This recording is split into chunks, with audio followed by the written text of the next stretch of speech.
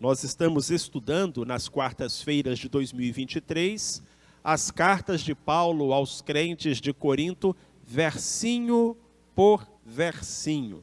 E já vencemos 2 capítulos. Chegamos agora ao capítulo 3. 1 Coríntios 3, de 1 a 23. Por favor, acompanhe a leitura com toda a reverência. E eu, irmãos, não vos pude falar como a espirituais, mas como a carnais, como a criancinhas em Cristo. Leite vos dei por alimento e não comida sólida, porque não a podíeis suportar, nem ainda agora podeis. Porquanto ainda sois carnais, pois havendo entre vós invejas e contendas, não sois porventura carnais, e não estáis andando segundo os homens? Porque dizendo um, eu sou de Paulo, e outro, eu de Apolo, não sois apenas homens? Pois que é Apolo, e que é Paulo, senão ministros pelos quais crestes, e isso conforme o que o Senhor concedeu a cada um? Eu plantei, Apolo regou, mas Deus deu o crescimento. De modo que nem o que planta é alguma coisa, nem o que rega, mas Deus que dá o crescimento. Ora, uma só coisa é o que planta e o que rega, e cada um receberá o seu galardão segundo o seu trabalho. Porque nós somos cooperadores de Deus, vós sois lavoura de Deus e edifício de Deus. Segundo a graça de Deus que me foi dada, lancei eu como sábio construtor o fundamento, e outro edifica sobre ele. Mas veja cada um como edifica sobre ele. Porque ninguém pode lançar outro fundamento além do que já está posto, o qual é Jesus Cristo. E se alguém sobre este fundamento levanta um edifício de ouro, prata, pedras preciosas, madeiro, fena, palha, a obra de cada um se manifestará, pois aquele dia a demonstrará, porque será revelada no fogo, e o fogo provará qual seja a obra de cada um. Se permanecer a obra que alguém sobre ele edificou, esse receberá galardão. Se a obra de alguém se queimar, sofrerá ele prejuízo, mas o tal será salvo, todavia, como que pelo fogo. Não sabeis vós que sois santuário de Deus e que o Espírito de Deus habita em vós? Se alguém destruir o santuário de Deus, Deus o destruirá, porque sagrado é o santuário de Deus, que sois vós. Ninguém se engane a si mesmo. Se alguém dentre vós se tem por sábio neste mundo, faça-se louco para se tornar sábio. Porque a sabedoria deste mundo é loucura diante de Deus, pois está escrito, ele apanha os sábios na sua própria astúcia. E outra vez, o Senhor conhece as cogitações dos sábios, que são vãs. Portanto, ninguém se glorie nos homens, porque tudo é vosso, seja Paulo ou Apolo ou Cefas, seja o mundo ou a vida ou a morte, sejam as coisas presentes ou as vindouras, tudo é vosso, e vós de Cristo, e Cristo de Deus. Exigências da vida cristã. Esse é o tema abordado pelo apóstolo Paulo, meus irmãos e minhas irmãs, nessa passagem. Vamos recapitular. No primeiro capítulo, Paulo falou sobre o problema das divisões, dos partidos, preferências, invejas, que dividiam a igreja dos coríntios. No capítulo 2, Paulo disse que nós temos a mente de Cristo, que as coisas de Deus são espirituais, e tanto o que prega quanto o que ouve só vão comunicar se o Espírito Santo estiver envolvido. E graças a Deus, Ele nos tem dado o seu Espírito. E Paulo terminou o capítulo 2 dizendo, vocês têm a mente de Cristo. Cristo deu a vocês uma mente que é capaz de discernir as coisas espirituais. E agora no capítulo 3, o apóstolo Paulo faz uma ligação entre o assunto do capítulo 1 e o assunto do capítulo 2. Paulo vai dar um puxão de orelha nos crentes de Corinto. Ele vai dizer o seguinte: vocês receberam a mente de Cristo, mas vocês não estão usando. Vocês têm capacidade de discernir a vida com olhos espirituais, mas não é o que vocês estão fazendo. Então vejam que é um puxão de orelha muito bem planejado. Sabe aquela pessoa que às vezes briga com você e no final você ainda agradece? É mais ou menos isso que o apóstolo Paulo está fazendo aqui nos capítulos 1, 2 e 3. E no capítulo 3 ele vai falar sobre as exigências da vida cristã. A primeira exigência listada por Paulo aqui é a exigência do crescimento. Por que o crescimento é uma exigência da vida cristã? Porque tudo que é vivo cresce. Seja uma planta, seja um animal, seja uma igreja, onde há vida, há crescimento. Isso é sinal de vida, ou pelo menos de vida saudável. Quando as crianças são pequenas, as mães dizem, que pena que cresce. Mas é só da boca para fora. Porque se não estiver crescendo, a mãe fica aflita e leva no médico. E diz, doutor, não está crescendo. É porque a mãe sabe que se há saúde, há crescimento. Onde há vida, há crescimento. E Paulo vai dizer para os crentes de Corinto, vocês não estão crescendo. Paulo vai chamar os crentes de Corinto de crentes carnais. Veja se não é o caso. Versículos 1 a 4. E eu, irmãos, não vos pude falar como a espirituais, mas como a carnais, como a criancinhas em Cristo. Leite vos dei por alimento e não comida sólida, porque não podíeis suportar comida sólida, nem agora podeis ainda, porquanto ainda sois carnais. Pois havendo entre vós inveja e contendas, não sois porventura carnais, e não estáis andando segundo os homens? Porque dizendo um, eu sou de Paulo, e outro, eu sou de Apolo, não sois apenas homens? Então, Paulo está se dirigindo aos crentes de Corinto. E ele os chama de irmãos. Então, que não haja dúvida, ele está se referindo a pessoas que são convertidas, a pessoas que são crentes, a pessoas que tiveram o nome escrito no livro da vida. São cristãos, são irmãos, são crentes, mas não são espirituais, são carnais. De onde a gente pode dizer que existem crentes carnais. O que é um crente carnal? Há poucos meses, uma pessoa me fez a pergunta, ela disse, pastor Marcelo, o crente carnal é aquele que aceita Jesus como Salvador, mas não como Senhor? Olha que pensamento. Esse é o crente carnal?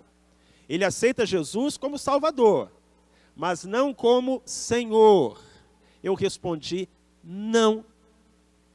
Porque quem não aceita Jesus como Senhor, não é crente, não é convertido, não tem um nome escrito no livro da vida, vai para o inferno.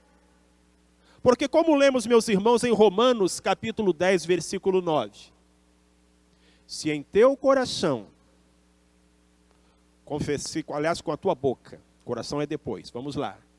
Romanos, capítulo 10, versículo 9, se com a tua boca confessares a Jesus como Senhor, e em teu coração creres que Deus o ressuscitou dentre os mortos, serás salvo. Se você não aceita Jesus como Senhor, você não é salvo. Um missionário me disse, pastor Marcelo, na Europa, as pessoas aceitam Jesus como Salvador, mas não como Senhor. O que significa que elas não aceitam Jesus de forma alguma. Você não pode pegar uma faca e cortar Jesus no meio. E escolher a metade que mais lhe agrada. Se Jesus não é o seu Senhor, Ele não é o seu Salvador. Se você não é um servo de Deus, você não é um filho de Deus. Entendido isso? Então, crente carnal não é um crente que aceitou Jesus como Salvador, mas não aceitou como Senhor. Os crentes de Corinto aceitaram Jesus como Senhor e como Salvador, mas eles não estavam crescendo. Eles nasceram de novo. Jesus disse para Nicodemos: se alguém não nascer de novo, não pode ver o reino de Deus. Eles nasceram de novo, eles se tornaram crentes e pararam. Esse era o problema. Paulo disse: quando eu prego para vocês, eu não posso entrar naqueles temas profundos da teologia, eu tenho que dar leitinho, porque vocês não querem crescer. Vocês receberam a mente de Cristo, mas vocês não usam. E aí Paulo vai dizer que um dos sintomas de falta de crescimento é exatamente a divisão. Quando eles estavam dizendo: eu sou de Paulo, eu sou de Pedro, eu sou de Apolo, eu sou de Cristo. Quando estavam naquela briga, Paulo vai dizer: isso é coisa de criança. Isso é imaturidade. Infelizmente, existem pessoas que não crescem espiritualmente.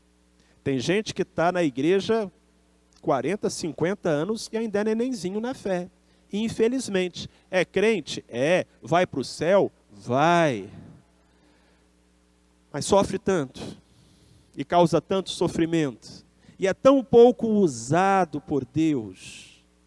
Então, nossa primeira preocupação deve ser com a nossa salvação. E se já fomos salvos, a nossa segunda preocupação deve ser com o nosso crescimento, para que nos tornemos crentes espirituais. E eu vou dizer algo para você com muito carinho. Se você não é hoje um crente melhor do que você era um ano atrás, tem algo errado com você. Se você hoje não é uma pessoa melhor, um pai melhor, um marido melhor, um filho melhor do que você era um ano atrás, tem alguma coisa errada, porque significa que você não está crescendo. E o nosso alvo é Cristo, chegar à estatura da varonilidade de Cristo, para usar outra bela expressão do apóstolo dos gentios. A segunda exigência da vida cristã é a santidade. Crescimento espiritual é santidade. E aqui eu vou me deter numa porção mais extensa, 10 versinhos, do verso 5 ao verso 15. Vamos considerá-los um a um. Paulo vai dizer: que é Apolo e que é Paulo, senão ministros pelos quais crestes. E essa palavra ministros, lá na língua grega, que é a língua do Novo Testamento, é a palavra diakonoi. Então Paulo está dizendo: eu e o Apolo somos diáconos. Diakonoi. O que significa essa palavra diácono? Significa aquele que serve à mesa. Que palavra nós usaríamos em português para quem faz isso? Garçom. Então diácono é uma palavra bonita para garçom, aquele que serve à mesa. E Paulo está dizendo isso aqui: olha, eu e Apolo somos os garçons de vocês. Nós somos apenas ministros para entregar para vocês, mas a refeição vem de Deus. Foi preparada por Deus, foi entregue pelo Espírito Santo. Quem somos nós para ficarmos sendo motivo de divisão dentro da igreja? Versículo 6, eu plantei, porque eu cheguei primeiro. Apolo regou, porque quando eu saí de Corinto, Apolo chegou. Mas quem deu o crescimento? Foi Deus, porque a obra é de Deus e não dos homens. Versículo 7, nem o que planta é alguma coisa, nem o que rega, mas Deus que dá o crescimento. O mérito não é do obreiro, o mérito é do Senhor da obra. É isso que o apóstolo está dizendo aqui. Ora, versículo 8. Uma só coisa é o que planta e o que rega. Eles estão fazendo o mesmo trabalho. E cada um receberá o seu galardão segundo o seu trabalho. E agora o texto bíblico nos apresenta uma palavra muito interessante: galardão. Eu vou falar um pouco sobre essa palavra agora, quando vou estudarmos aí a exigência da santidade. O que é galardão? A palavra galardão significa prêmio, recompensa.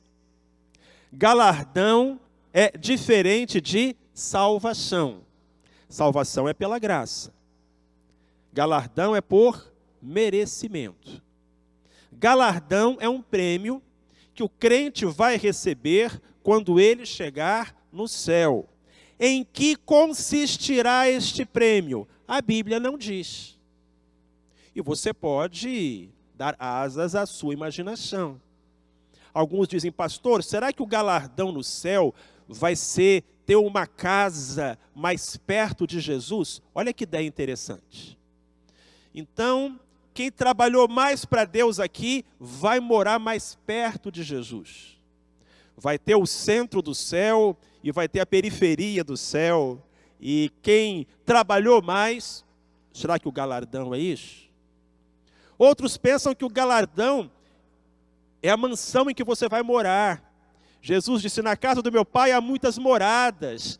E aí alguns dizem, bom, então, talvez o galardão seja que, quando eu chegar lá no céu, eu vou morar numa casa, assim, muito bonita. A casa do Paulo vai ser 10 vezes maior do que a minha. Eu costumo dizer, irmãos, que no céu eu moro até debaixo da ponte. Para mim está ótimo, eu estando lá é tudo que eu quero. Mas Deus é tão bom, que além de nos salvar, ainda nos dá galardão. Irmãos, não porque Ele precise, porque ninguém é credor de Deus. Deus não deve nada a ninguém, amém? Deus vai dar o galardão, não porque Ele precise, mas porque Ele quer, porque Ele prometeu, porque Ele é bom, porque Ele é generoso. Mas a gente não sabe o que vai ser esse galardão.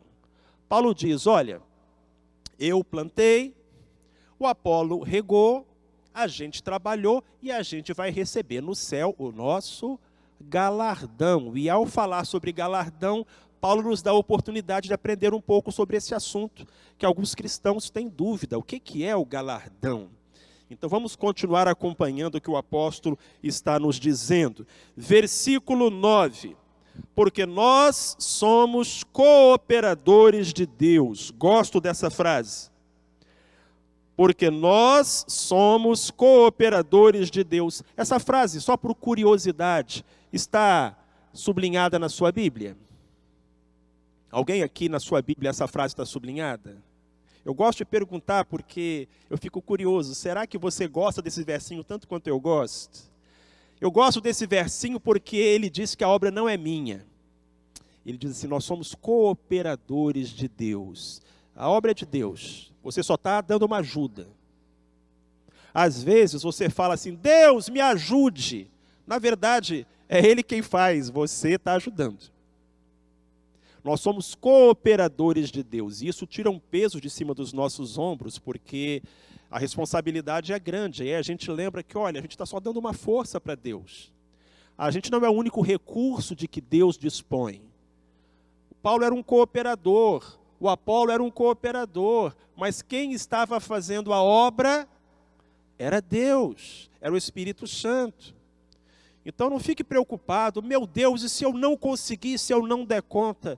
Calma, você é cooperador de Deus. A obra não é sua, a obra é dele. Você dá uma ajudinha, ele deixa você ajudar.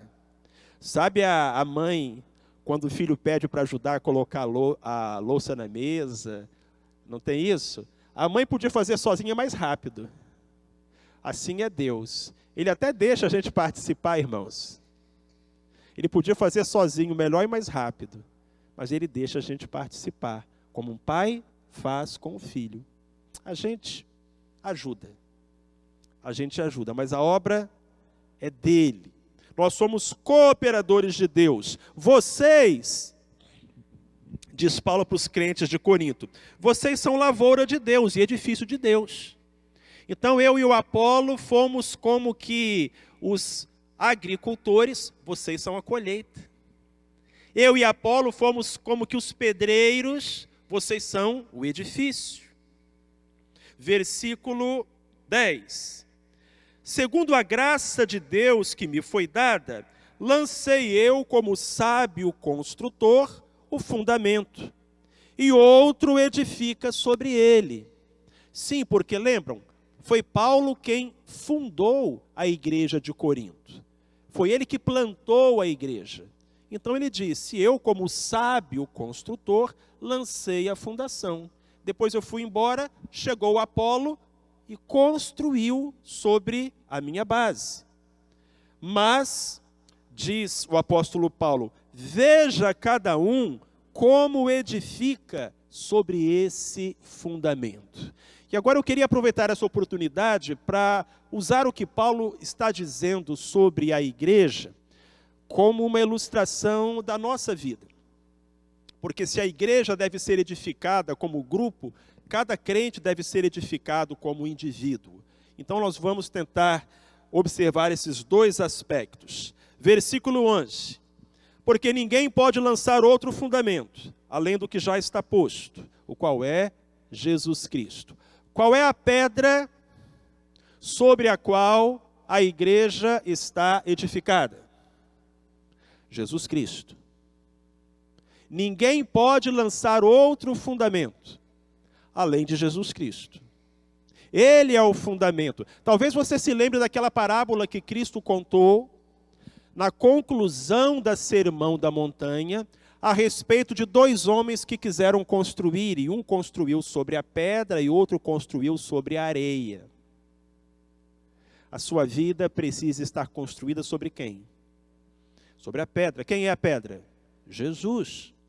Quando eu acho que a minha salvação depende das minhas obras, da minha correção, da minha integridade, Jesus diz, você está edificando sobre a areia, sobre o seu orgulho, sobre a sua vaidade, sobre a sua pretensão. A hora que a tempestade vier, vai tudo abaixo. Então Paulo está dizendo, a fundação é Cristo, não há outra. Seja a fundação da igreja, seja a fundação do crente. A base é Cristo.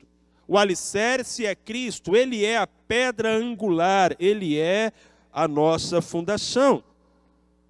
Mas se alguém sobre este fundamento, versículo 12, levanta um edifício de ouro, prata, pedras preciosas, ou de madeira, feno, palha, a obra de cada um se manifestará, pois aquele dia a demonstrará, porque será revelada essa obra de cada um no fogo, e o fogo provará qual seja a obra de cada um.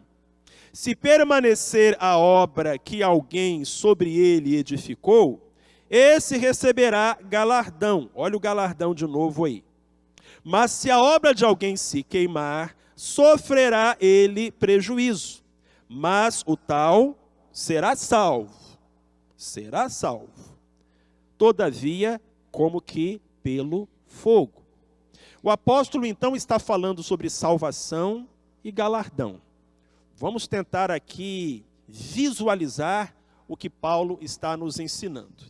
Ele usa a metáfora da construção. E ele diz, precisa haver um fundamento. Qual é o fundamento? Cristo. Sem Cristo não tem salvação. Sem Cristo ninguém vai para o céu. Se a sua vida não está edificada sobre Cristo, você não é salvo. Você teve que entregar a sua vida a Cristo, teve que fazer de Cristo o seu Senhor e Salvador, a base é Ele. É uma frase que Paulo usa muito, em Cristo, é a frase predileta dele. Ele repete essa frase dezenas de vezes nas suas cartas. Você tem que estar em Cristo, é a fundação. Então todo crente tem a mesma fundação, todo crente tem a mesma base. Todo mundo que vai para o céu, vai porque está em Cristo. A fundação é igual. Agora, sobre essa fundação, você vai construir a sua vida. Aí é santificação. O fundamento é conversão. A construção é santificação. Como que você vai construir sobre essa base?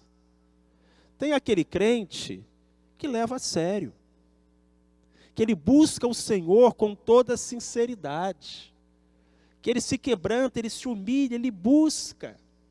Paulo diz, esse crente está construindo com ouro, prata, pedras preciosas. Está construindo bonito em cima da base. Mas, irmãos, tem o crente carnal. Lembra dele? O crente carnal, tadinho. Ele é meio relaxadinho, e ele ainda está criança, ele não quer crescer, e ele não paga o preço, não ora, não jejua, não perdoa, não quebranta. Ele nasceu de novo, mas ele não cresceu, ficou nenenzinho. Ele está construindo com que tipo de material? Madeira, feno, palha. As bases são iguais, a base é Cristo, é todo mundo crente. Mas aquele ali é um crente espiritual, esse aqui é um crente carnal. Aquele está construindo bonito, esse aqui está fazendo nas coxas. Vai chegar o dia do juízo. Não é o que está escrito aí? Não foi o que nós lemos? Vai chegar o dia do juízo, o dia que a gente vai comparecer diante de Deus. E nesse dia, as nossas obras, ou seja, a nossa construção, vai ser provada no fogo. Fogo é símbolo do juízo. Quando você passa o ouro no fogo, ele se torna ainda mais puro, não é assim? Mas o que acontece quando você passa a palha no fogo? Então chegou o dia do juízo. Aí você fez a sua obra. E você edificou com ouro, prata, pedras preciosas. Você vai receber galardão. Porque aquilo que você construiu, ficou. Mas tem aquele abençoado que construiu com palha, feno e madeira. Virou poeira. Ele vai ser salvo? Vai. Ele vai ter galardão?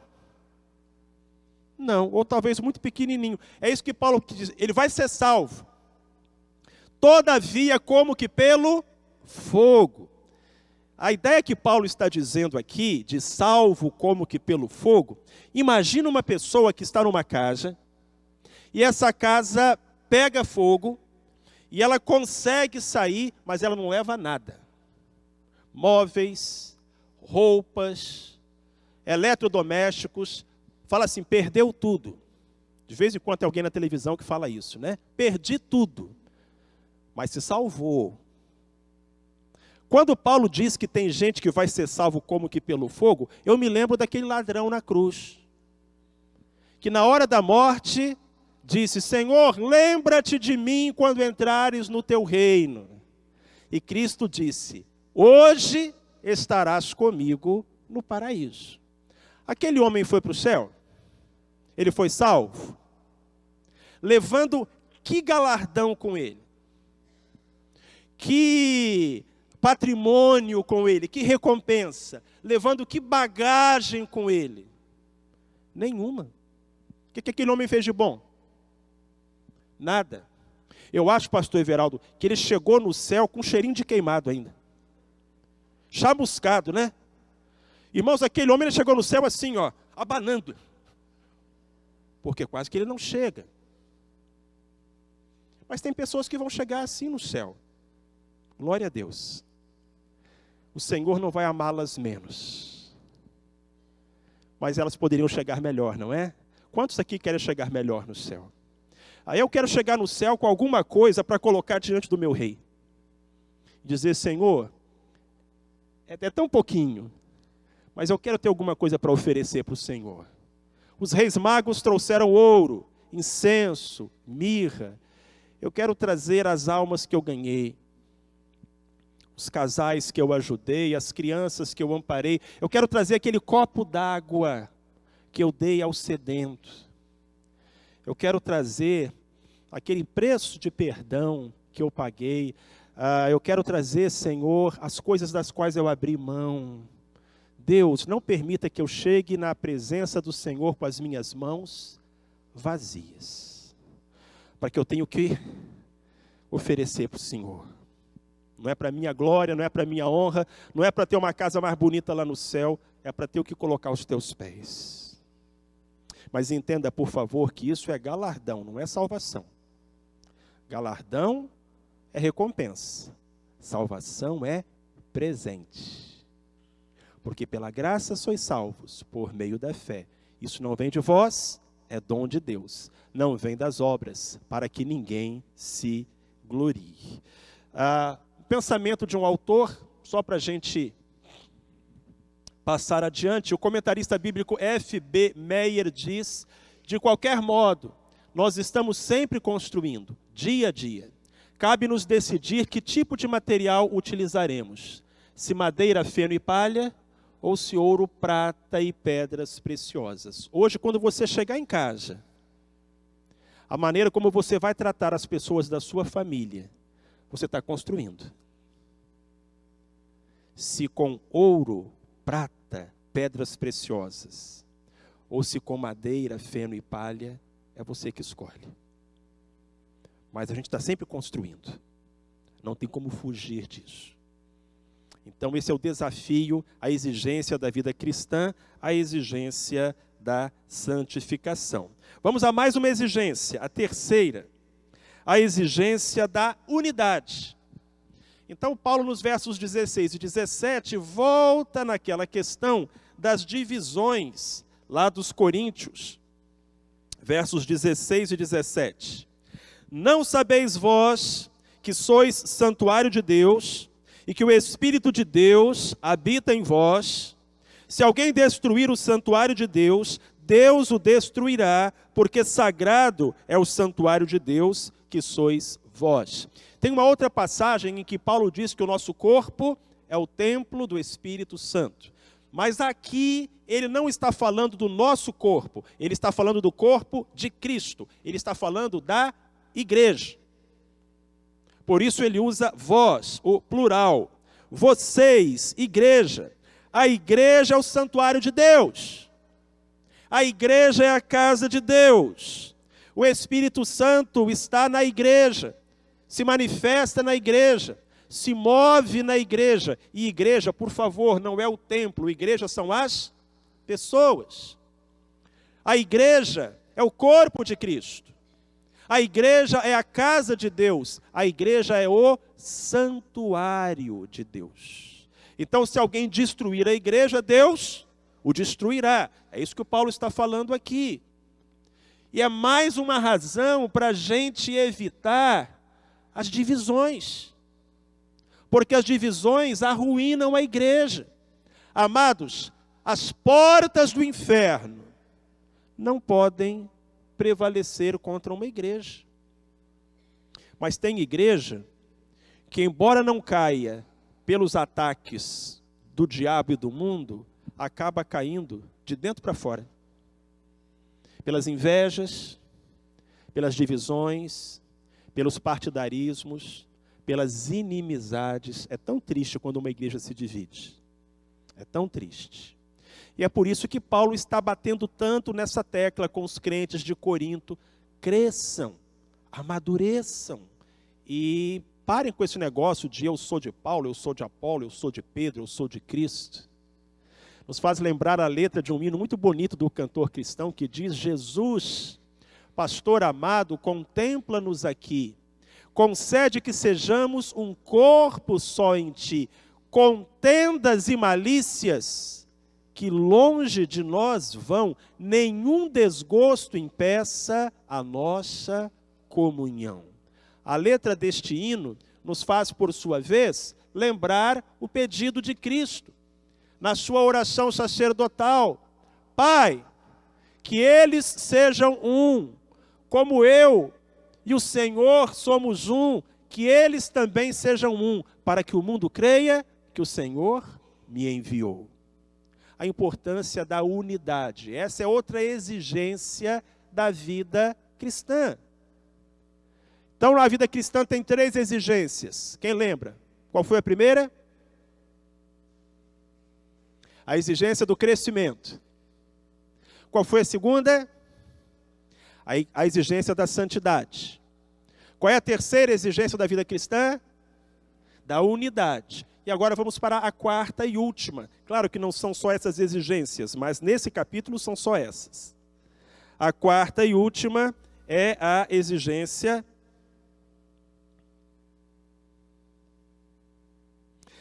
da humildade, versículos 18 a 23.